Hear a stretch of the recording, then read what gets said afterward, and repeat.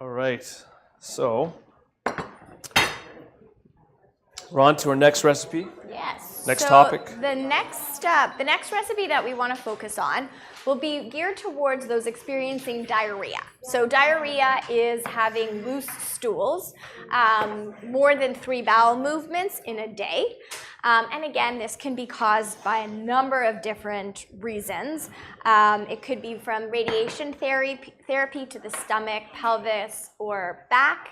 It can be from surgery or different types of medication. So the first step always is, possibly talking to your doctor about some sort of medication that might help. But for sure, different types of foods can also help manage your diarrhea. So now we know that certain types of fiber may make diarrhea worse. Okay, so again, like I mentioned, the fiber is the part of the plant that your body doesn't digest. It's kind of like the roughage. But there's 2 types of fiber. So there's soluble and insoluble fibers.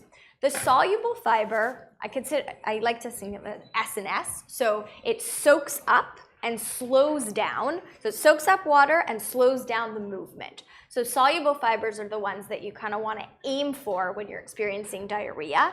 Whereas insoluble fiber, it doesn't soak up water and it speeds up the movement. Okay, so our recipe that we're focusing on has more of those soluble fiber foods. Again, you could look at the pamphlet, Eating Hints for People with Diarrhea, and there's additional food tips that we will go over as well to aim for getting more of when you're experiencing diarrhea. So the fiber is one part. Fat, so having lower fat foods. Lactose-free, so lactose is that sugar found naturally in dairy foods. And then sometimes, depending on different people, caffeine, spicy foods, alcohol, and sugar alcohols could also make diarrhea worse. So we're going to look at a recipe made with soluble fiber. It's a soup. And Jeremy's going to talk to a little bit about how, because every vegetable or fruit will have both, okay? So for example, a vegetable, the skin, the membrane, and the seeds tends to be that insoluble fiber. So the one that you want to steer away from. But by removing the skin or the seeds, you actually are left with just the soluble fiber, which is the one that you want. So there's different cooking mechanisms that Jeremy will talk to us about in order to ensure that we're only getting the soluble fiber. Right, so this is going to look a little bit differently than the first recipe, right? In terms of some of the recommendations, obviously the skin would not be a good choice of the sweet potato. And then the skins and seeds, like Stephanie mentioned, of other fruits and vegetables or something that you want to remove. So some are a little bit easier than others. Tomatoes is one that, you can't just take a peeler to a tomato unless you have a really, really good peeler. So we're gonna need to blanch the tomatoes. Have anyone blanched anything before? Yes, you might never even heard of the term blanching, which is fine. Stephanie knows, she's pretty good. So what we're doing is we want to cook this rapidly, really, really fast, so that the skins can come off really easily. So what we need to do that is boiling pot of water, and then I'm going to score the bottom of the tomato very gently. I don't want a deep cut, just a very shallow cut. Just create an X, and then that's going to go into the pot of water. And I don't want to cook this too much, so we're going to keep it there for about 60 seconds or until you start to see the skin of the tomato at those corners. It'll start to come back a little bit, and then that way we know it's ready to go. Have an ice bath prepared and ready to go as well. For the cucumbers, a little bit easier. You may be doing it already because the skin is too bitter and you don't like the taste. So for us, we're just gonna take a peeler to it. Pretty simple. And I think there's one point to mention is that eating well looks differently for everybody, depending on what their symptoms or side effects are. So as we were talking about before, usually you want lots of fiber in your diet to help with regularity of bowel movements. But with diarrhea, you might be too regular. So it's about kind of managing that for yourself and really assessing where you're currently at and what you're currently eating. Right. So the skin of the, I'm just checking on the tomato. The tomato's done, so that's how quick it is. Yeah. Now, I'm just doing one tomato because I did a few before, right? So this is a process that if you're gonna set it up, do it for a few tomatoes. This is a great way to preserve fruits and vegetables as well. So anything that's in season, and everything is beautiful right now, and even more vegetables and fruits are in season. If you blanch them like this, remove the skins, once they're chilled, you can freeze them at this point and it'll actually lengthen the storage time. Because what you're doing is actually you're destroying an enzyme in that vegetable that continues to ripen the fruit or vegetable, so it won't deteriorate as quickly in the freezer. So for this reason, we're removing the skins. So you can see after it's been chilled, the skin comes off really, really easily. And yeah, so for this specific soup, we're using tomatoes, but other soluble fibered vegetables could be like asparagus, mushrooms. Like Jeremy said, you could use a sweet potato, but just remove the skin. Same thing with, you could use bell peppers, carrots. So these are all, again, soluble fiber type vegetables. Ones that will cause more gas and bloating are ones, the cruciferous family, so like broccoli, Brussels sprouts, cauliflower. So those would be ones that you'd want to avoid if you're experiencing diarrhea. So skin is off. I'm just removing the stems. And the seeds are another part that you do want to take out as well. And like Stephanie said, I mean, this looks different for everyone, right? The seeds might be okay for you, but the skins are problematic, or other way around. You gotta so for example, even looking at, I know we're making a soup, so we're using vegetables, but berries, for example, those are the little seeds, right? They have strawberries, raspberries. So for those experiencing diarrhea, you do want to avoid them. But I've had patients say to me, you know what? I had blueberries and I'm fine. So again, you have to assess kind of where you already are at. Recording your intake is a great way to do so. So kind of just recording everything you eat, managing your symptoms, recording how you feel, circling if there was something, and avoiding that food. And in order to kind of know whether that specific food triggered you, you'd slowly introduce it back in small portions. And just obviously keeping a list of the foods that cause increased amounts of bowel movements. Right. So seeds out of the tomatoes, the cucumber, just slice in half, and you can sort of scrape down the middle with a spoon and get those out. Now tomatoes, if you don't want to go through that extra step of blanching, canned tomatoes are, the whole canned tomatoes, they tend to be peeled already for you, and most of the seeds removed as well. You might just want to pass it through after, but that's another option. And especially out of season, you can definitely use some of the canned tomatoes for sure. Okay, so cucumber done, tomato is done. We're ready to make the soup. So you may have already seen, you may have skipped ahead and seen that we're making a gazpacho. Gazpacho is traditionally made with red tomatoes, right? Especially when they're in season, they're delicious. We don't have red tomatoes here. So we're doing something a little bit different. We're making a green gazpacho. So we're using some green vegetables, and I guess the tomato's a fruit, although I will never admit it. So at this point, we have all of our ingredients are de-seeded and de-skinned tomatoes, and you can use yellow or green, or you can do this red as well. Cucumbers in, so we'll put this in.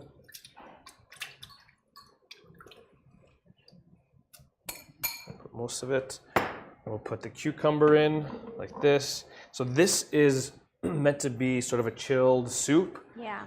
And again, kind of eating foods, especially liquids, at room temperature actually helps reduce the possibility of having more diarrhea. So anything that's cold or really hot might make diarrhea worse. Yeah, so you can definitely serve this at room temperature.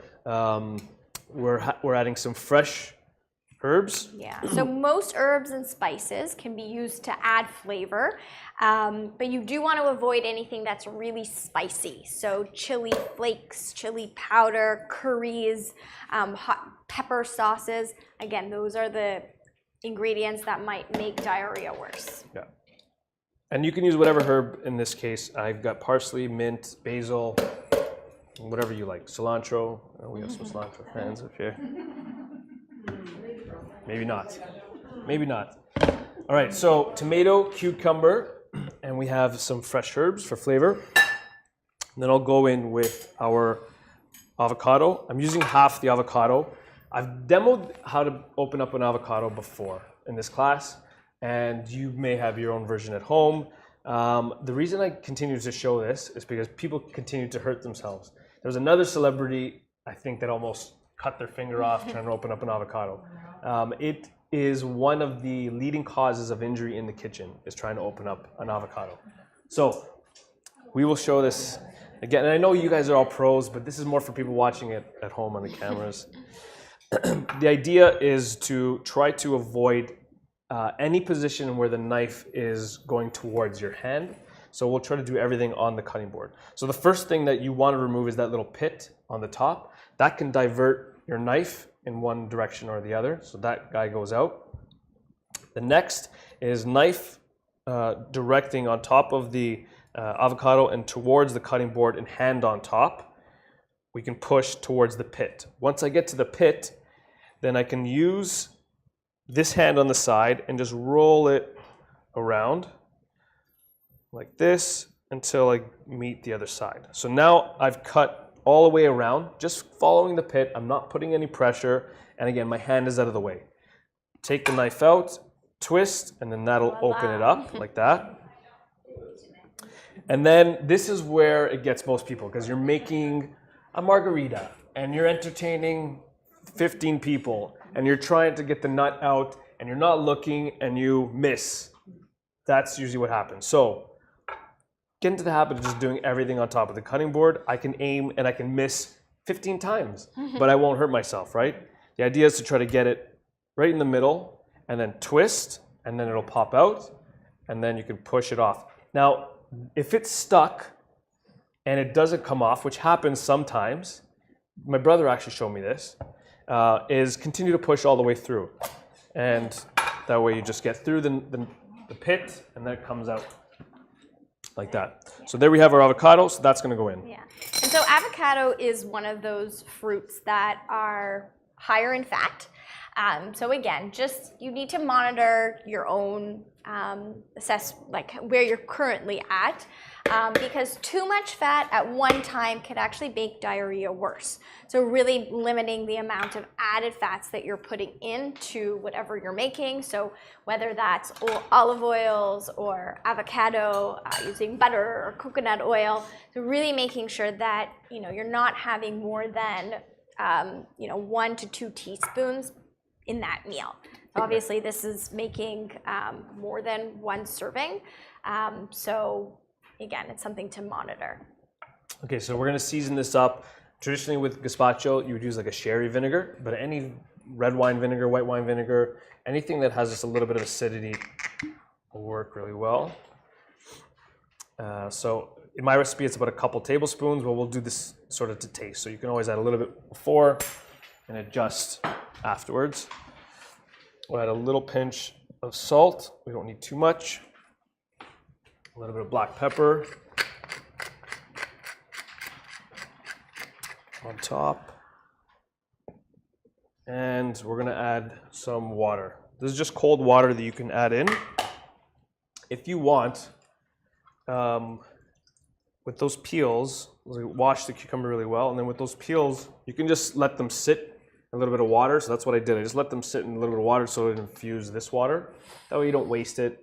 Then you can discard them and then just use that flavored water in here. So that's it. And then we're gonna let it go. Lid on top. It's not hot, so we don't have to worry about releasing. Stephanie usually backs away at this point. Oh.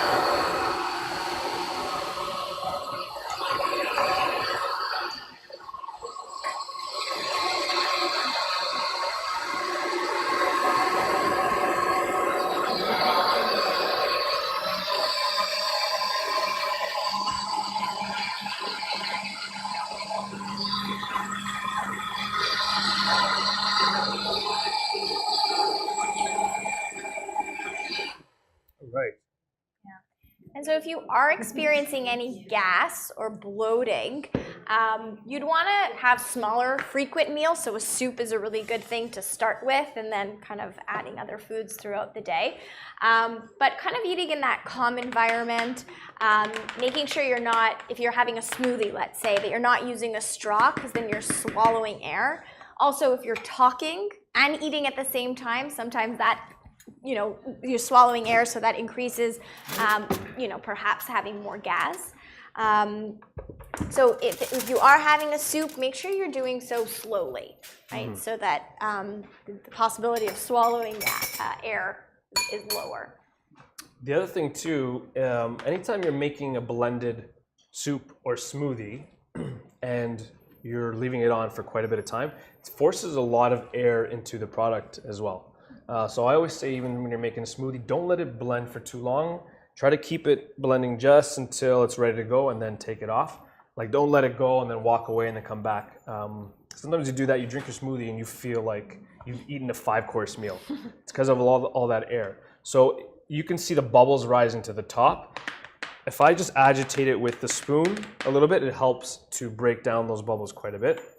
Or if it's a hot soup, you can just reheat it, and that'll break up the bubbles quite a bit as well. So that's it. At this point here, if I wanted to pass it through a second time, just to be sure that all the seeds are out, you can put it through a fine sieve, and then you have your nice clean soup underneath. For this, it's pretty good. I'm serving it in like a tall glass. So fancy. So fancy, mason jar. Mason jar chic. Okay, and then we're adding some cooked shrimp, and you can add any protein that you like to this. As long as it's lean. So remember, you want to steer away from high-fat proteins. But yeah, shrimp is a great option, and it also doesn't have any fiber in it as well. So most proteins or animal proteins, chicken, fish, won't have. Yeah. And so you just cook it to whichever way you like. I did this in the pan for about 3 minutes per side until it's nice and pink all the way through, nice and red all the way through. Or you can do it on the barbecue, whatever you like. After you do it, just chill it. Make sure it's chilled until you're ready to use. Or you can serve it warm on top of it if you want. Yeah, and that's it. That's really refreshing summer green gazpacho with our shrimp.